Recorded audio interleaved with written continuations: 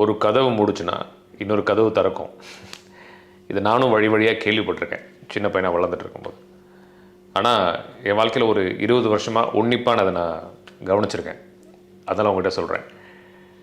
கண்டிப்பாக ஒரு கதவு மூடுச்சுன்னா இன்னொரு கதவு திறக்கும். வாழ்க்கையில் எல்லாருக்கும் நம்ம பண்ணுற பெரிய தப்பு அந்த ஒரு கதவையே பிடிச்சி முட்டிக்கிட்டு இருக்கிறது. முட்டை கதவு திறக்காது, நம்ம தலை தான் உடையும்.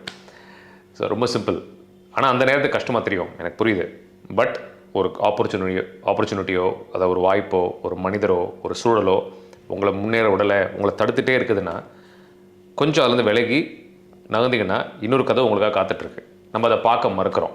ஏன்னா இதுலேயே நம்ம ரொம்ப மாட்டிக்கிட்டு முடிச்சுக்கிட்டு உறவுகளில் முக்கியமாக வேலைகள் வாய்ப்புகள் எல்லாத்தையும் நம்ம ஒரு இக்கட்டான சூழலுக்கு நம்மளே உள்ளாக்கிக்கிறோம்.